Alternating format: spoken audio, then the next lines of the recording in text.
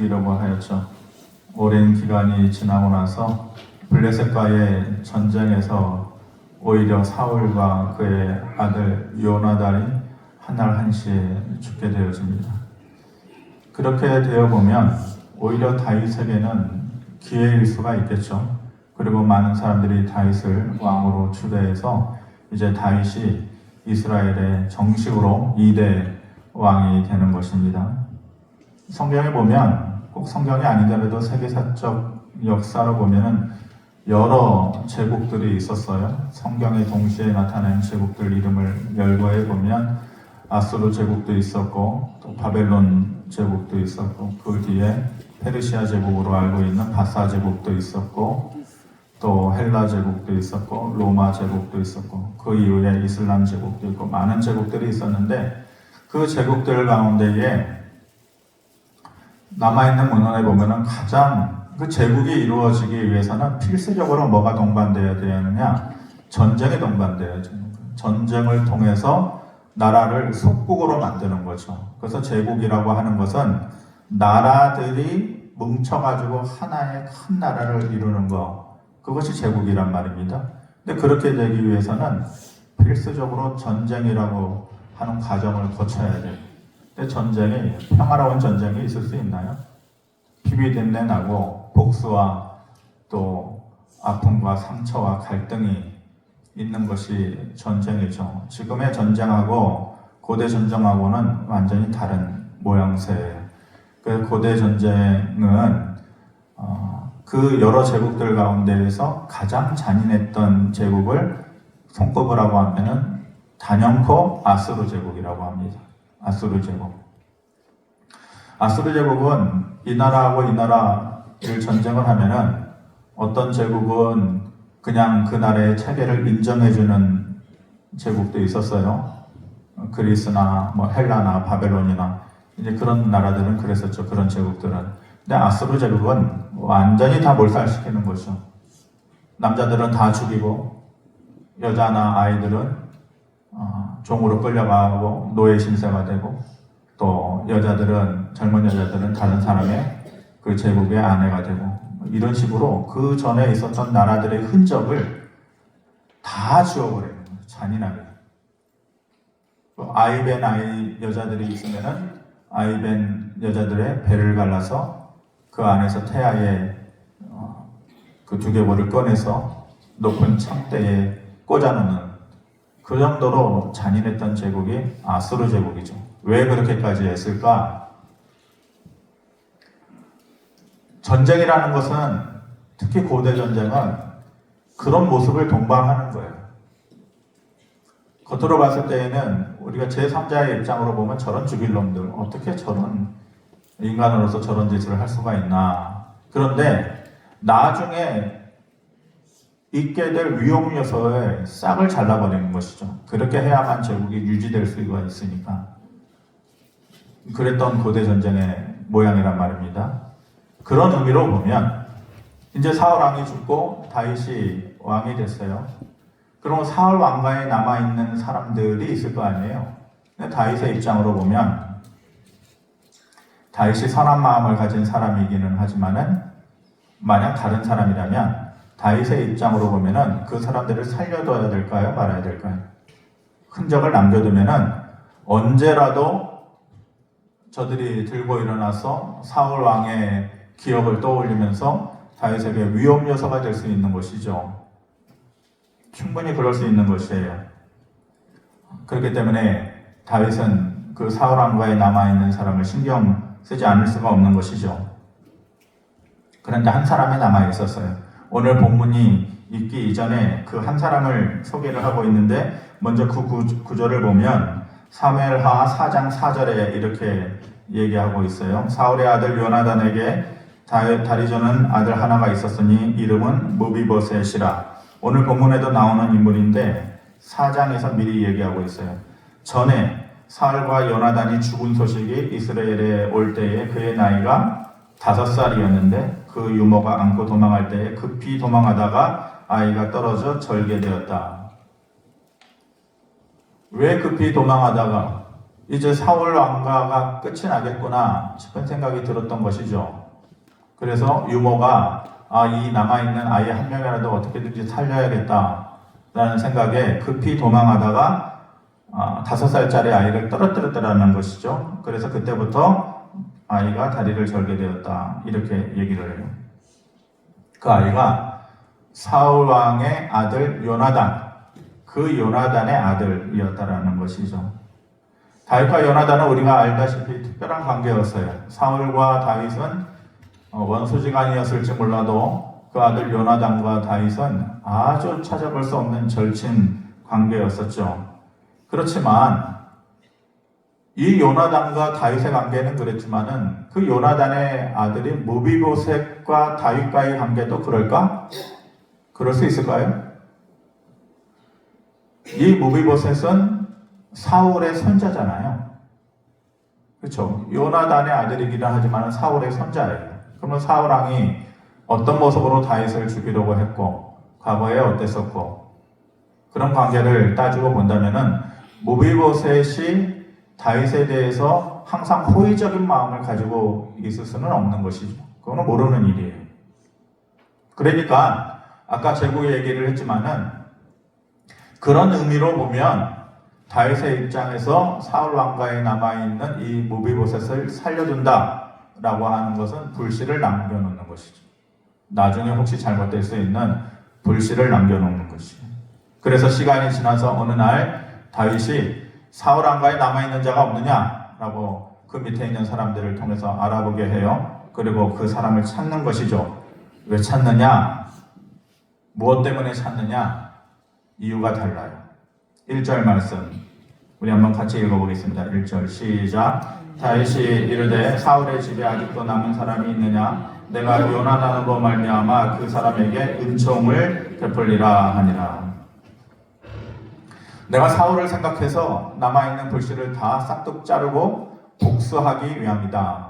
이렇게 말하지 않고 요나단으로 인해서 그 사람에게 은총을 베풀려 한다. 이게 그리스도인들의 삶의 자세여야 되는 거죠. 이게 하나님 믿는 사람들의 마음 자세, 마음의 모양새여야 되는 거죠. 자기가 어떤 일을 당했든지 간에 끝까지 사람을 선대하려고 하는 이런 마음이 하나님의 마음을 품은 자들의 모습이죠.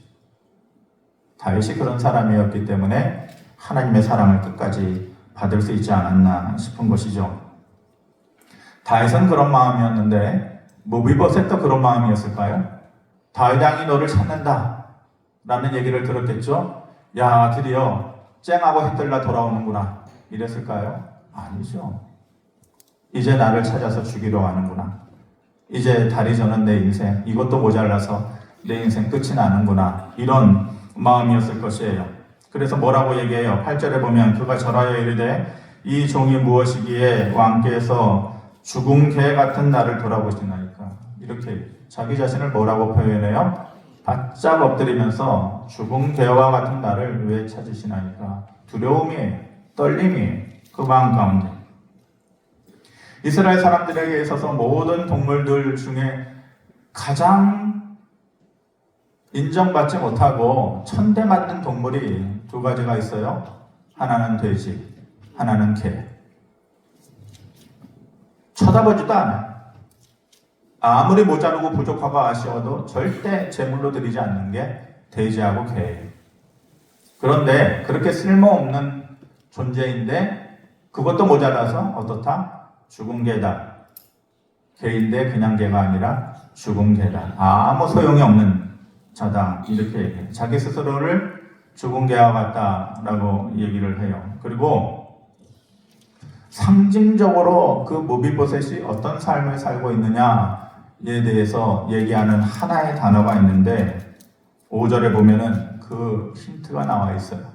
5절 말씀 보면 이렇게 얘기해요. 다윗 왕이 사람을 보내어 로드발 암미엔의 아들 마길의 집에서 그를 데려왔다. 이렇게 얘기해요. 이 죽은 개와 같은 존재로 살아가는 이 무비보셋이 어디에 살고 있었다 그래요? 로드발이라는 곳에 살고 있었다. 로드발. 그의 인생이 어땠다라는 것을 얘기하는 거예요. 로드발이라는 말은 로하고 드바르라는 두 단어의 합성어예요. 로는 히브리어로 없다, 아니다 이런 말이거든요. 드바르라는 것은 물건이나 사물을 얘기하기도 하고 풀 같은 것을 얘기하기도 해요. 그러니까 그의 인생이 드바르, 아무것도 풀도 없고 어떤 물건도 없고 사물도 없고 아무것도 없는 황무지와 같은 곳에서, 황폐한 곳에서 살고 있다. 누가? 죽은 개와 같은 자니까. 그러니까 무비보셋의 인생이 어떻다라는 것을 한마디로 표현해 주는 거예요. 죽은 개와 같은 인생이 로드바, 아무것도 없는 곳에서, 황무한 곳에서 황폐한 삶을 살고 있었다라는 것이죠. 이 말은 결국 잊혀졌다는 얘기예요. 로드바이라는 말은 잊혀진 자의 삶이다, 이런 말이죠. 그에게 어느 날 소리가 들려오는데 청천벽력과 같은 소리가 아니라 너 이제 죽었다, 이 말이 아니라 너 이제 살았다, 이런 말이 들려오는 거예요. 생각지도 못한 소망의 소리가 들려오는 것이죠. 그 소망의 소리, 인생이 달라지고 변화되고 역전되는 그 소망의 소리가 두 단어로 표현되어져요. 그것이 오늘 설교의 제목이죠. 도로 그리고 항상. 이 두 단어, 청천벽력과 같은 말이 들려서 자기의 인생이 끝나는 줄 알았는데 들려지는 두 단어는 도로라는 말과 항상이라는 말이에요. 먼저 도로를 보면 7절에 다윗이 그에게 이르되 무서워하지 말라. 내가 반드시 내 아버지 요나단으로 말미암아 내게 은총을 베풀리라. 내가 내 할아버지 사울의 모든 밭을 다 내게 도로 주겠다. 사울이 왕이었으니까 그가 가지고 있는 땅, 건물, 요즘으로 얘기하면 부동산, 동산 많았겠죠? 왕이니까. 그런데 그것을 모든 밭을 다 도로 주겠다. 너에게. 죽은 개와 같이 사는 로드바르에서 사는 황폐한 너의 삶에 내가 도로 다 회복시켜주겠다. 다시 찾아주겠다. 이러면 도로라는 것은 원래의 의미를 가지고 있어요. 원래 좋았던 때에, 원래 시간적으로 좋았던 때, 장소적으로 좋았던 때, 상황적으로 좋았던 때, 모두가 돌아가고 싶은 그때. 우리나라 사람들은 언제로 돌아가고 싶을까요? 우리나라 지금 나라 돌아가는 얘기를 하자면 저는 정치 얘기하면은 할 말이 참 많고 재미나게 잘할 수 있지만은 한 번도 안 했습니다. 좀 속 시원하게 한 번 정도 그냥 있는 말 없는 말 다 풀어내고 싶지만은 끝까지 안 하랍니다. 근데 우리나라는 문제죠. 갈등이 문제예요. 해묵은 갈등. 여러 방면에서 불거져 나오는 해묵은 갈등. 지역적인 갈등, 노사 간의 갈등, 교육 현장에 일어나는 갈등, 가진 자와 없는 자의 갈등, 수많은 그 계층 간의 갈등이 문제예요. 참 심각한 문제. 마음이 흩어지는 거예요. 마음이 하나로 모아져야 나라가 힘을 받는데 이거를 조장을 해요. 조장을. 이쪽에서 나와라. 그러면 또 저쪽에서 나와라. 아니 어제도 어디를 가는데 평상시 시간이면 금방 갈 텐데 너무 오래 걸리는 거예요. 가면서 보니까 그냥 죄다 그냥 용산에 모여가지고 거기서 그냥 막 나와가지고 마이크를 듣고 얘기하는데 노동자 계층층에서 나와서 얘기하니까 웬만하면 제가 귀를 기울여 주려고 그랬어요. 근데 그들의 사용하는 단어를 보면은요 속이 상해요. 꼭 저런 단어를 사용해야 되나? 사람들에게 감동을 주는 말은 여러 가지 말이 있어요. 거칠고 강한 말이 꼭 감동을 주지 않아요. 그런데 사람들이 그런 줄 안다고요. 강하게 얘기하고 거칠게 얘기하고 그러면 사람들이 귀 기울여 줄 줄 아는데 말이라고 하는 것은 참 묘한 게 있어요. 세게 얘기한다고 그게 진실이 아니에요. 힘있게 얘기한다고 힘을 받는 게 아니에요. 근데 가만히 운전하면서 지나가면서 하도 막혀가지고 듣고 싶지 않아도 듣게 되잖아요. 거칠어요, 거칠어.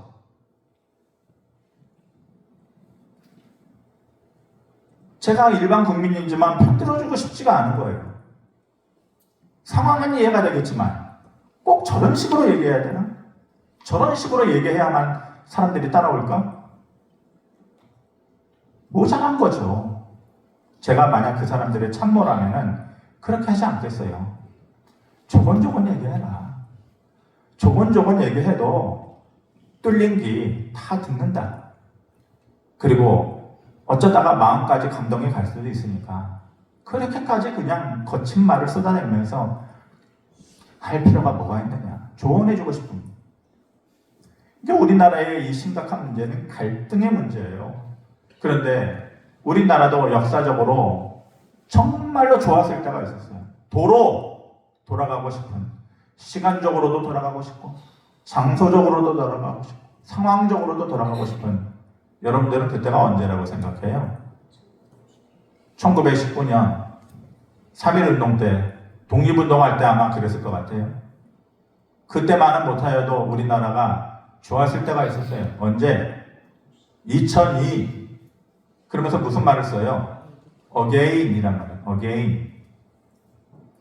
again이란 말이 뭐예요? 이 도로라는 말이잖아요. 도로.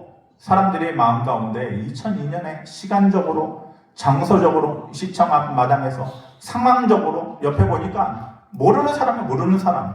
근데 너나 나나 그냥 다 빨간 옷 입고 나와가지고 그냥 손을 붙잡고 가슴을 부둥켜 안고 상황적으로, 시간적으로, 장소적으로 모두가 하나가 되는 그곳으로 어떻게? 어게인 하자. 어게인. 사람들의 꿈이, 소망이 그거예요. 어게인 2002. 그 어게인이 뭐예요? 도로라는 거예요. 가장 좋았을 때. 그런데 다윗이 무비보셋의 삶을 어게인 시켜주는 거예요. 그 인생을 바꿔놓고 있는 거예요. 두 번째로 그 인생이 어떤 소망의 말이 들려집니까? 제목의 두 번째 말, 도로, 그리고 항상. 항상이라는 말은 이 이벤트성으로 단회적으로 끝나는 게 아니다 라는 것을 의미를 가지고 있죠. 7절, 10절, 13절에 보면 거듭해서 얘기를 해요. 제가 7절, 여러분들이 10절, 그리고 13절 같이 한번 보겠습니다. 7절 보면 내가 내 할아버지 사울의 밭을 다 내게 도로 주겠고 또 너는 항상 내 상에서 떡을 먹을지니라 하니.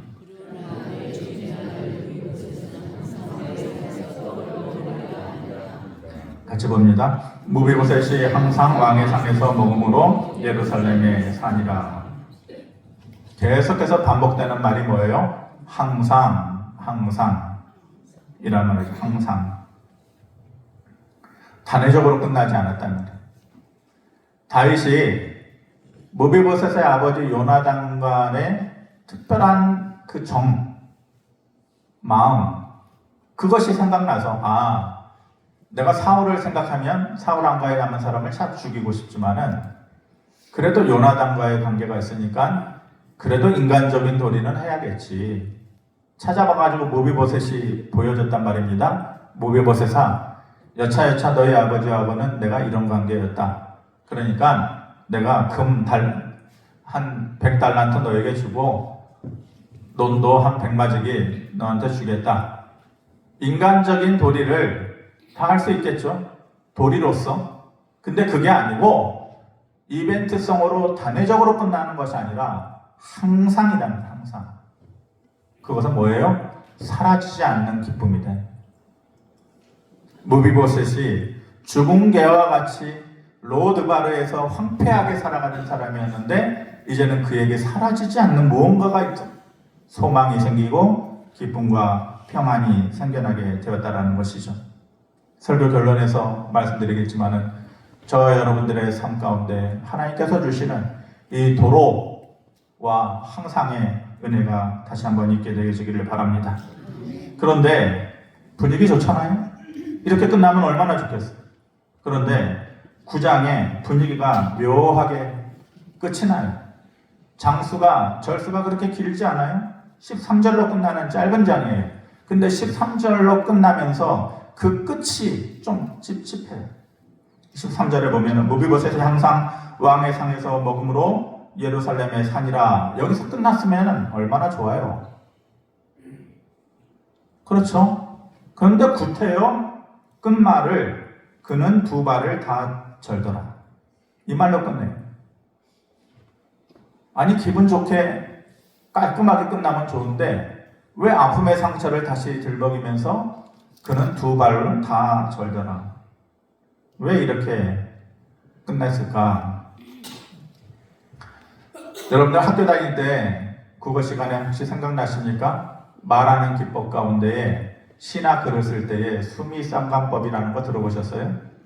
저는 시를 가끔 씁니다만 수미상관법 쓰는 법을 좋아해요. 그래서 시 쓸 때 이렇게 시를 많이 써요. 수미상관법이라는 게 뭐예요? 수, 머리 숫자, 미, 꼬리 밑자. 첫머리하고 꼬리 끝날 때에 같은 말을 쓰는 거예요. 반복적으로. 첫 번째 썼던 말, 예를 들어서 월요일 피곤했다. 쭉쭉쭉 화요일, 금요일 쫙 하다가 다시 월요일, 다시 소망이 왔으면 좋겠다. 이런 식으로 같은 말을 머릿말과 뒷말에 써가지고 뭘 얘기하려는 거예요? 이 시나 글의 주제가 뭐라는 것을 반복적으로 얘기하면서 강조하고 싶을 때 쓰는 말이 수미상관법이라는 거예요. 제가 시를 한번 이렇게 지어봤어요. 첫눈이 왔다. 세상의 모든 것이 멈춘 듯하다. 흰 솜털 위 골목을 덮고 그렇게 모든 것이 가리워진다. 오늘은 세상의 모든 소리가 조용하기만 하다. 사람들의 마음의 소리도 그랬으면 좋겠다. 사람들이 말이 너무 많아요. 좀 조용했으면 좋을 때죠. 비 내리는 소리처럼 잔잔했으면 좋겠고 눈 오는 소리처럼 조용했으면 좋겠고. 근데 이 세상이 그렇지 않아서 제가 사람들의 마음의 소리도 그랬으면 좋겠다. 그러면서 끝을 어떻게 했느냐면은 첫눈이 왔다. 처음에 시작했던 말을 다시 쓰는 거죠. 수미, 머리수, 꼬리미. 근데 다시 시작하라는 듯이 이렇게 시를 썼단 말입니다. 그러면 첫 번째에 첫눈이 왔다 하고 끝날 때에 첫눈이 왔다는 글은 똑같죠. 표현은 똑같죠. 근데 나타나는 의미는 달라요. 처음에 첫눈이 왔다는 뭐가 느껴져요? 멈춤, 고요. 첫눈이 왔는데 세상의 모든 것이 멈춘 것 같아요. 고요한 것 같아요. 그 의미를 담고 있어요. 근데 쭉 시가 지나고 나서 끝날 때에 첫눈이 왔다로 끝나는데 말은 똑같지만 다시 시작하라는 듯이 도화지에 흰색 도화지에 뭔가 다시 시작하라는 듯이 첫눈이 왔다. 그러니까 말은 똑같지만 담겨져 있는 의미는 다르죠. 첫 번째 것은 고요나 멈춤을 얘기하고 나머지 끝에 끝나는 것은 희망을 얘기하고 다시 시작을 얘기하는 거예요. 이게 수미상관법의 특별한 기법인 것이죠. 그렇다면 이 사무엘하 9장 13절이 끝나는 것도 그와 똑같이 해석해 볼 수 있지 않겠나 이런 생각이 드는 거죠. 처음에 무비보셋을 얘기했어요. 뭘 강조하려는 거예요? 무비보셋이 5살짜리였다. 유모가 끌고 가다가 그가 다리를 부러뜨려가지고 두 다리를 절게 되었다. 이게 시작이라고 하면 9장 13절에 끝날 때에 그는 두 다리를 절더라. 이렇게 끝났어요. 근데 앞의 내용과 뒤의 내용이 다르단 말이에요. 두 말을 똑같이 쓰는 것은 무슨 법이라고 했어요? 강조법이라고 그랬죠. 뭘 강조하기 위해서 했겠어요? 이 기자가 뭘 강조하기 위해서? 이 무비보셋은 참 불쌍한 사람이다. 그걸 강조하기 위해서 그랬겠어요? 아무리 글을 모르는 사람도 그 정도 느낌은 있어야죠. 강조하는 바가 다르다 이 말이에요. 강조하는 바가 달라. 앞에서 말했던 것은 그가 다리를 절더라 5살짜리가 그랬을 때는 거기에 나타나는 것이 고요와 멈춤, 첫눈이 왔다의 첫 번째 것과 같은 거예요. 그가 두 다리를 절었다. 아픔이에요. 한숨이에요. 한탄이에요. 억울함이에요. 슬픔이에요. 두 다리를 절었다라는 것이 그것을 내포하고 있는 것이죠. 그런데 쭉 9장의 내용이 진행되고 13절에서 그의 두 다리를 절더라. 거기서 나타나는 의미는 뭐예요? 계속해서 아픔이에요? 아니죠. 두 다리를 절었지만 그에게 소망이 있었더라. 희망이 있었더라. 위로와 그리고 회복이 있었더라. 이 얘기를 하는 거예요. 수미상관법의 특별한 기법이 그거예요. 나타나고 보여지는 글은 똑같지만 내포하고 있는 뜻은 다르다. 무비보셋이 그런 인생이 되었다. 왜? 다윗이 그를 찾아주었기 때문에. 다윗이 그를 찾아주어서 그의 인생을 바꿔주었기 때문에 그렇게 말할 수 있습니다. 저는 이 다윗과 무비보셋과의 만남이 꼭 우리와 하나님과의 만남과 똑 닮았다 이렇게 해서 하나님께서 우리에게 찾아오시기 전에 우리의 삶은 뭐예요? 죽은 개와 같은 삶. 그 이전에 우리는 죽어야 되는 삶. 뭐로 인해서? 죄로 인해서. 정말 부끄러운 그런 죄들. 모래알처럼 촘촘히 머리끝부터 발끝까지 아닌 척하지만 그렇게 속속들이 들어가 있는 부끄러운 우리의 죄들. 그걸로 인해서 우리는 죽어야 하는 자들이에요.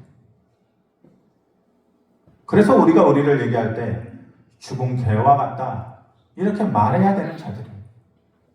그리고 우리의 삶은 로드바르에서 사는 삶과 같아요. 있어 보이지만 따지고 보면 아무것도 없는 부끄러운 그런 삶이죠. 그런데 그런 우리에게 하나님께서 먼저 손 내밀어 주셨어요. 손 내밀어 주셔가지고 우리의 삶을 바꿔놓으신 것이죠. 상처와 아픔이 아니라 이제는 소망을 가지고 기다림을 가질 수 있는 그런 삶이 되어진 것이에요. 무비보셋의 마음이 그 전에는 한숨, 안타까움, 억울함, 분노, 우리 가정이 왜 이렇게 되었을까? 다윗 때문이야. 다윗 때문이야. 이런 미움, 시기, 두 다리를 절면서 그런 마음을 품었지만 이제는 더 이상 그런 마음이 아닌 거예요. 평안이 있고 기쁨이 있는 그리고 감사가 있는 우리의 삶이 그래야 되지 않겠습니까? 무비보셋이 다윗이 찾아졌다고 해서 두 다리를 걷게 됐어요? 목발을 집어 던졌냐고요? 두 다리는 여전히 저렇더라. 그렇지만 그것이 더 이상 아픔이 아니고 슬픔이 아닌 마음의 힘이 생긴 거예요. 힘. 마음의 힘. 왜 그랬을까요? 다윗이 손을 보여줬잖아요. 내미는 손을. 누군가가 야 너하고 다윗하고 너희 아버지하고 이런 좋은 관계였다더라. 야 혹시 아냐? 내년 정도 되면 다윗이 너를 찾아줄지. 야 빼앗겼던 밭을 몇 마지기라도 줄 줄 누가 알겠느냐? 이런 추상적인 게 아니라 야 하나님이 언제 은혜 주실 줄 아냐? 고쳐주실 줄 아냐? 그래도 네가 20년, 30년을 신앙생활을 했는데 하나님이 네 이름 정도는 알고 있지 않겠느냐? 좋은 날이 오지 않겠느냐? 이런 추상적인 게 아니라 실질적으로 무비보셋에게 다윗의 손이 보여줬단 말이에요. 그래서 도로 그리고 항상이 이루어진 것이죠. 우리의 삶에도 그런 추상적인 거 말고 언젠가는 하나님 은혜 주시겠지? 살려주시겠지? 회복시켜 주시겠지? 기대로 끝나는 것이 아니라 보여지는 손길, 그런 하나님의 손길이 우리에게 있게 될 때에 우리도 비로소 무비보셋의 마음을 가질 수 있게 되겠죠. 도로와 항상의 은혜가 저와 여러분들에게 있게 되어지기를 주님의 이름으로 축원합니다. 고마우신 아버지 하나님, 잊혀진 삶 혹은 잃어버린 삶, 이것이 세상의 삶에는 부끄러운 것이지만 어느 날 다가오셔서 하나님께서 손을 내밀어 주시면 그 삶이 도로와 항상으로 바뀌어진다는 것을 우리가 알 때에 하나님께서 우리의 삶을, 우리의 손을 그렇게 붙잡아 주시기를 원합니다. 그래서 로드발과 같은 황무한 우리들의 삶 가운데에 기쁨이 있게 하시고 노래가 있게 하시는 하나님의 사랑과 능력이 우리 가운데 머물게 하여 주시옵소서. 감사드리며 예수 그리스도 이름으로 기도하옵나이다. 아멘.